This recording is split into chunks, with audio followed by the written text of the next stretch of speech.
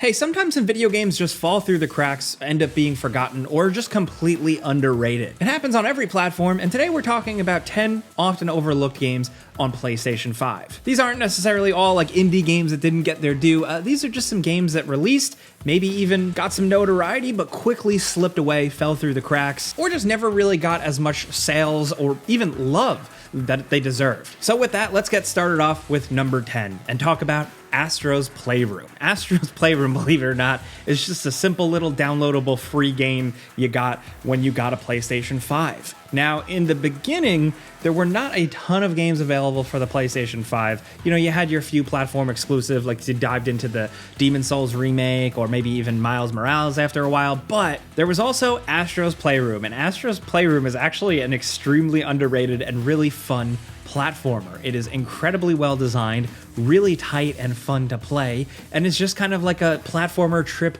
of nostalgia through the years of PlayStation. It is celebrating old PlayStation games with tons of Easter eggs and goodies and fun levels. We think this one kind of fell away because pretty quickly the PlayStation's release library started to ramp up, and it still was a long time before everybody really got their hands on a PlayStation 5. As you know, there were the scalpers, there were the shortages, so for a long time it was really hard to get a PlayStation 5, and by the time people got their hands on one, there were plenty of other games to move on to, and unfortunately, Astro's Playroom kind of fell to the side, but you can still download it and play it, and you should, because it is really fun. It's visually pretty stunning. It makes great use of the DualSense controller and kind of shows off all the features. And again, all the levels are just fun little PlayStation style thing, like you're kind of playing through all the major features of a PlayStation 5 console, like the actual hardware itself. It's interesting, it's quirky, it's silly, but if you like platformers, you owe it to yourself to play it.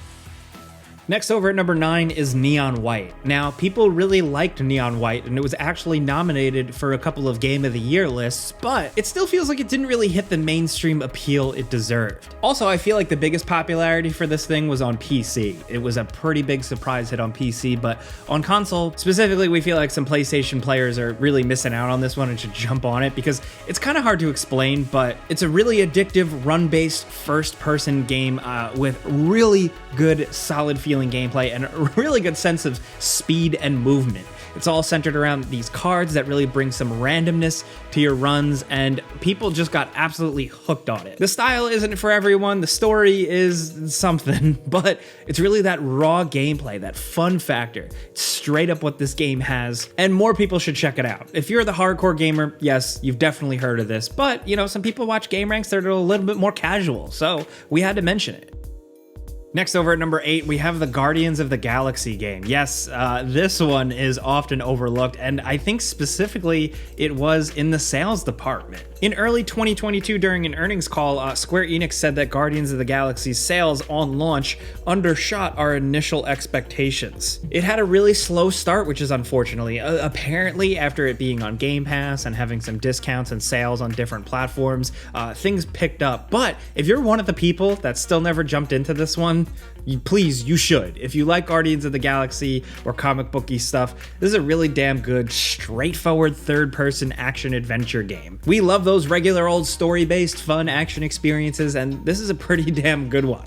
A really good representation of the Guardians of the Galaxy, a mix between stuff you get from the movies and stuff you get from the comics. It's really for every type of nerd, and we also just wanted to mention for the people out there that saw the trailers and the reveal and thought the game didn't look so hot, because we were with you. You know, it didn't look that great when it was first announced, but diving into it, we were so glad we played it. So if you missed out on this one, I know this is a big one on this list, but yeah. Guardians of the Galaxy absolutely rules. It had a couple of little flaws here and there, but I hope Marvel saw this one and takes this formula and applies it to other comic book games.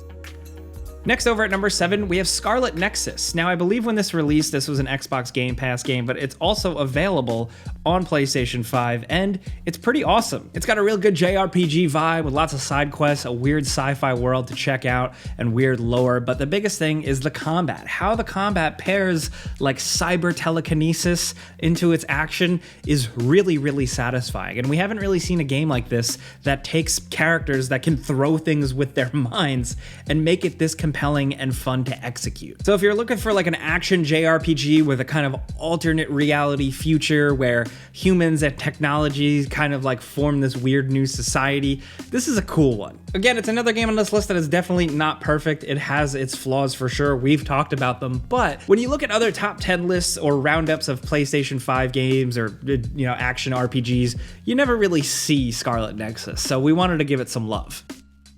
Next, over at number 6, Ghostwire Tokyo. Yes, believe it or not, this is another big one that we still think doesn't really get enough love. I mean, us here, personally, we thought it was just all right, but there are a couple of folks behind the scenes here at gameranx and just some people that we've met out in the wild that really like this one. And apparently with the newest DLC, the game has gotten even better. So I know reviews initially, people kind of just thought it was all right. Maybe now that it's been out for a while, it's got some good DLC, it's cleaned some things up, and maybe you can get it a little cheaper, it might be worth taking a look again, because the game released and quickly dropped out of the conversation. You know, people played it and then that was it. But now we're past like a year, so if you never jumped on, maybe now's the time to reconsider. As you know, the developers of this also went on to recently release Hi-Fi Rush, and that kind of took over the whole thing. But don't forget Ghostwire Tokyo. Some people really like this one.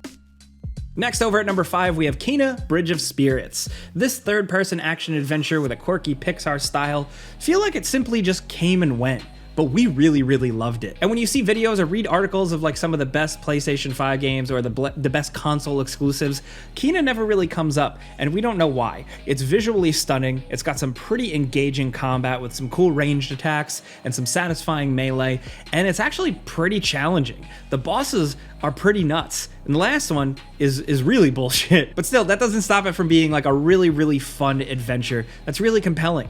The world is absolutely stunning and filled with detail, the characters are charming and quirky, the music is great, the visual effects of your magic attacks are thrilling, but unfortunately, Kena Bridge of Spirits just isn't kept in the pantheon of like those big Sony and PlayStation heavyweights, but we think it stands pretty damn close, and if you missed this one when it released, you should consider it now.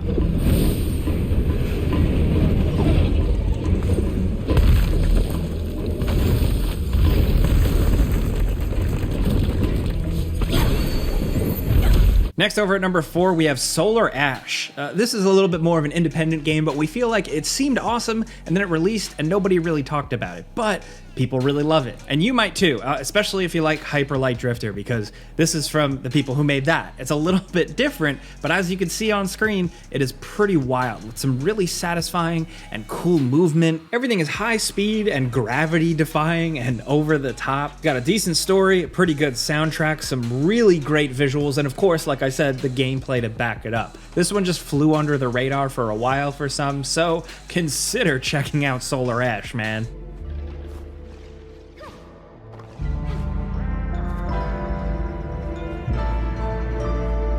Next, over at number 3, we have Rollerdrome. Now, if you're a hardcore gameranx viewer and you follow me, you know I absolutely love this kind of indie gem. Essentially what it is Tony Hawk's Pro Skater, but with rollerblades, but also with guns. Yes, this is a round-based game where you cruise around environments and try and hit jumps and collect things and do tricks, but the main objective is to survive and kill all the enemies in the arena.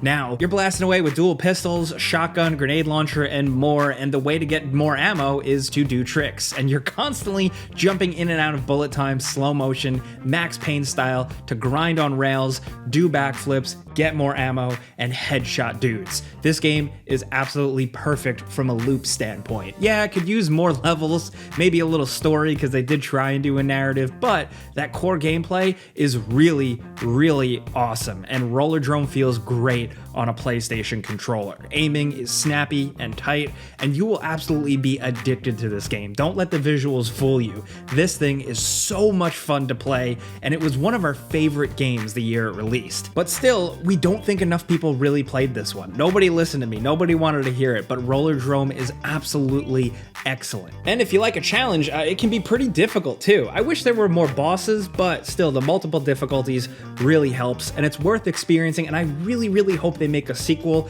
and really expand on things, because the core gameplay, like I said, is pretty amazing.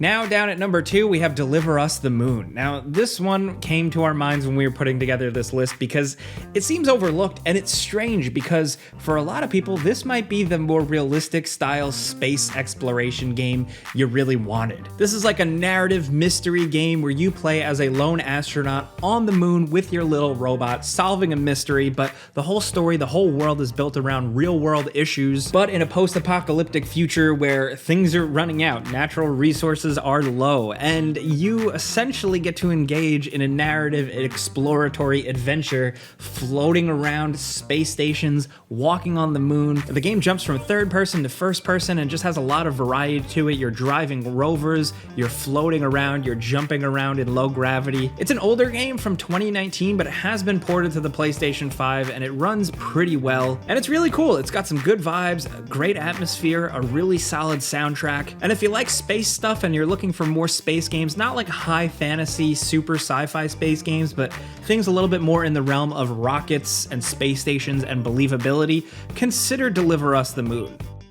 Now, down at number 1, one of the most overlooked games in recent memory for PlayStation 5 is Immortals: Fenix Rising. Now, this game wasn't necessarily a flop by any means, but a lot of people wrote it off because it just looked like another Ubisoft game in the time where Ubisoft games were pretty much this endless churn of the same open world formula. Immortals: Fenix Rising kind of took the big open world formula of something like Assassin's Creed Odyssey, and we're churning it out once again, but it turns out that it was actually pretty clever and creative and took open world concepts and really packaged them in a fun and addictive new gameplay formula. It's got a really cool, quirky, cartoony world they built with some really satisfying combat and just good open world adventuring. You're essentially acquiring the power of gods and going out there. It's kind of like the light, more kid-friendly God of War. It's not necessarily just a kid's game, but it is incredibly unique, and more unique, I think, than people expected, and I don't think people realize, and that's why it probably got a little overlooked, but